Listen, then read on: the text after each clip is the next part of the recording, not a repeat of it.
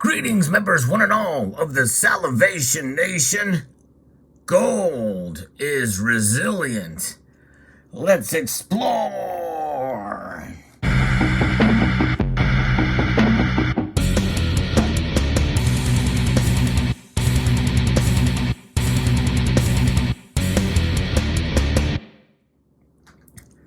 That's not necessarily a new concept. That's why we stack it. That's why we hold this precious metal, because of its resiliency. But oftentimes we forget about how resilient gold is when we see the price move $50 one way or close to $100 the other way. And we live in volatile times for sure, and that is reflecting on even safe haven assets such as gold. Silver is obviously even more volatile than gold is, but when it's all said and done, when you compare any other asset class or any stock or any kind of other investment strategy, gold tends to be the place to go that people seek protection from loss of the value of this, the dollar, as it is in a constant rate of falling in value. In fact, as I record this video, inflation is has reached and surpassed a 40-year high, 7.5%. And that means that this debt instrument, because indeed it is, yes, it is a currency, it is money. And I've talked about this in a previous video called Is Cash Trash, Is the Dollar Money? I reference anybody who questions that to check that video out, because this is something that we use every single day. In fact, the whole world essentially is dependent on it to one degree or the other. And obviously, there are enemies of the United States who are either banned from using it or they're trying to separate themselves from it. And when they do that, they go to gold as well. And that's understandable. But even those of us who transact in this currency as money, this Federal Reserve note, it's in our best interest to find something to protect us from the falling value of this debt instrument, of this paper note here. You know, Gresham's Law talks about bad money driving out good money, and that's what has happened for quite some time. We like to work in the inverse of Gresham's Law, where we take bad money and convert it to good money. All money nonetheless, but regardless, but we accumulate this metal and we stack it because of its resiliency. It has a history of thousands of years. Thousands of years this metal has proven itself as a store of value. Does one think that a financial institution, an entity, a private entity that is essentially backed by and propped up by the federal government that was created in 1913 can compare with an asset class that has proven itself as money for thousands of years? No question about that. But let's go back in time as far as we've conceived where prices have been tracked to about 1915. And about from February of 1915 to where we are at today, if you take and draw a line from the prices of gold through that up and down cycle, more than likely, adjusted for inflation, you are going to see that where we are at now is actually higher with an adjusted for inflation than it was at most any other time throughout history, adjusted for inflation, save for 2000 or in 1980. In 1980, adjusted for inflation, gold was higher than it is now. And maybe in 2011 as well. For a very, very brief amount of time, it was higher. But those are just blips. Those are essentially, those highs are essentially anomalies in the grand scheme of things. When you average it out for long-term wealth preservation, this is the story of gold, the resiliency of gold that will continue to press on no matter what happens in the world. At the time that I record this video, there's a lot of geopolitical turmoil. There's a lot of uncertainty with regards to the economy as well. especially with inflation rearing its ugly head here in the United States.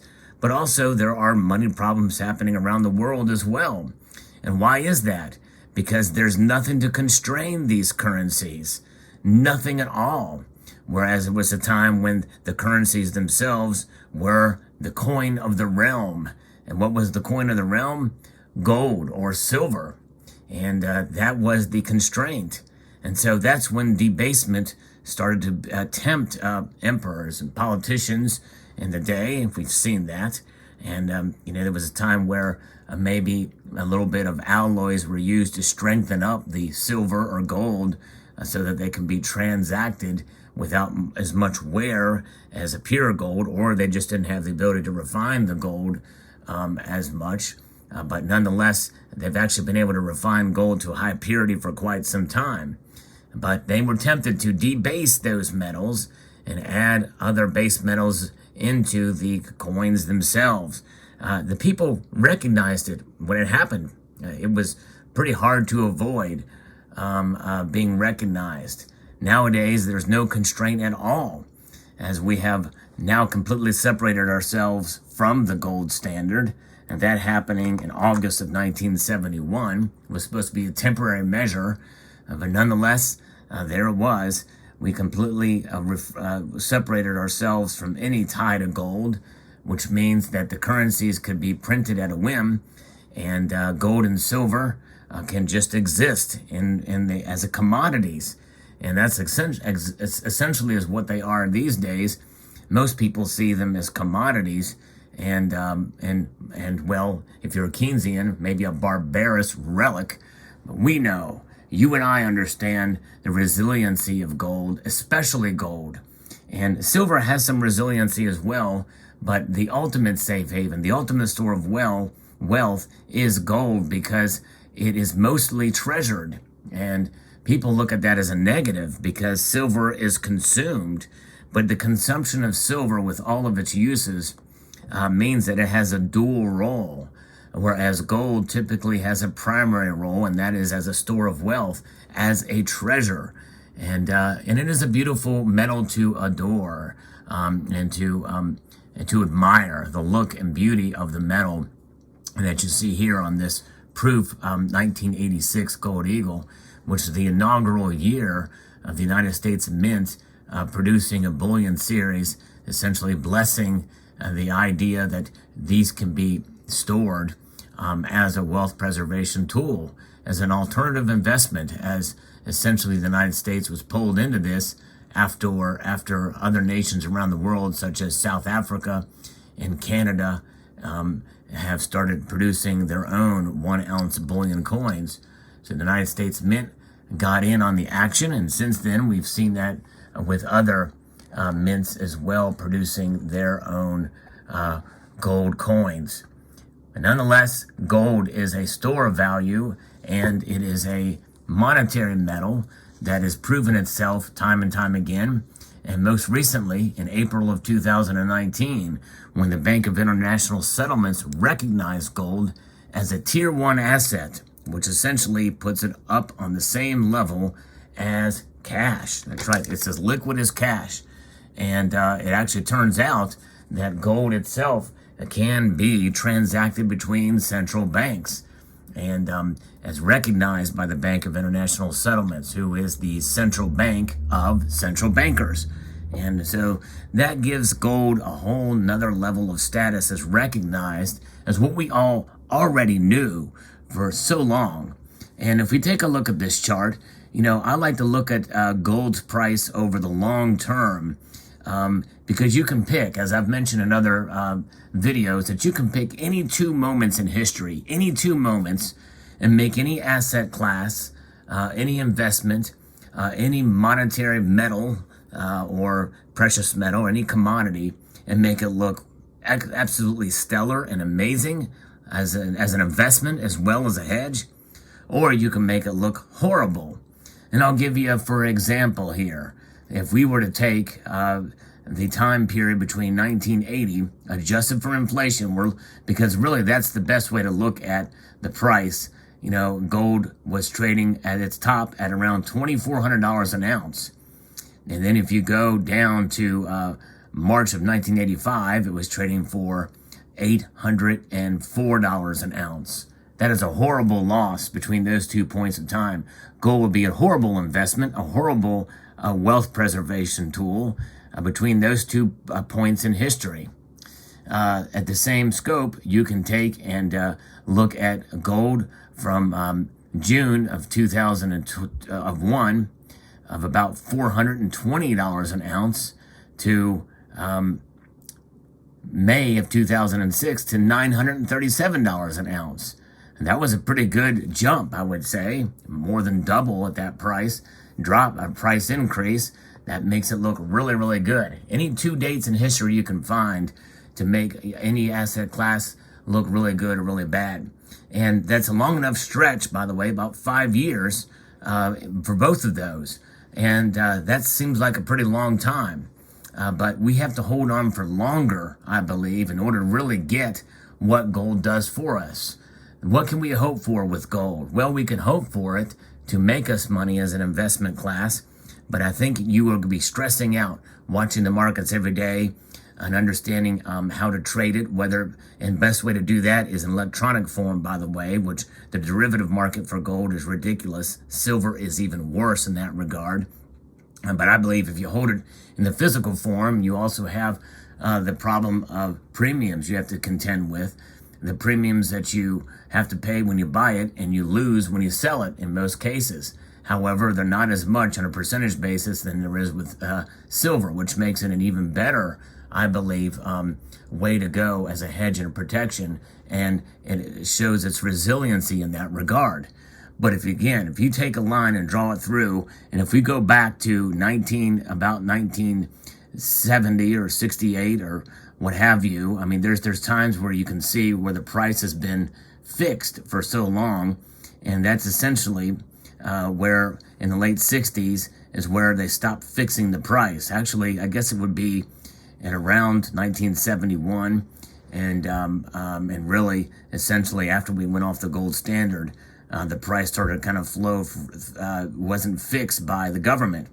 And you can see that ever since then, the price has just gone up and up and up. If you look at it in nominal dollars, you can see that it is very stable in terms of its price movement upwards. There's been times where it's pulled back some. Inflation adjusted from 1970, it's been all over the place with 2 major peaks that have seen these big run-ups and run-downs as well, with 2000 being kind of the bottom of that period of time, where it got down to $430 an ounce adjusted for inflation.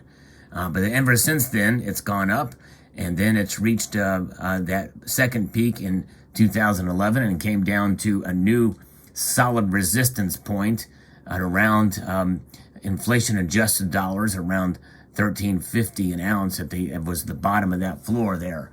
Nonetheless, gold just keeps holding its own through the course of this time, which is quite amazing when you think about it. Because I remember those lows in 2000 and 2001, and I was just amazed it was that cheap, and I was thinking to myself, wow, I'm not going to even really worry about getting any gold because it seems like it's not going to go anywhere. If I could only turn back the clock of time and bought at that period and understand what I do now about gold, I would have bought a lot more back then. And since it's only been about 3 or 4 years ago that I have really kind of changed my strategy and picked up more gold for multiple reasons, but mainly because of its resiliency.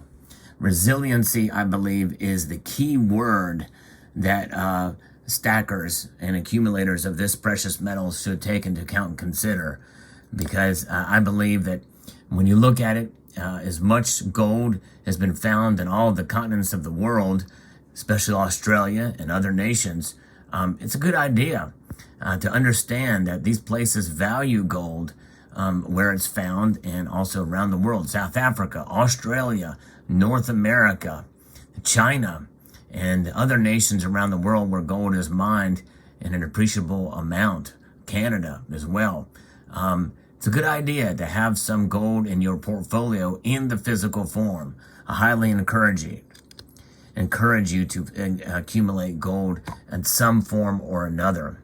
So there you go. Let me know what your thoughts are in the comment section below. I hope you enjoyed this video. I would like to extend a multitude of gratitude to you all for taking the time to watch, and to encourage you to please rate, share, comment, and subscribe.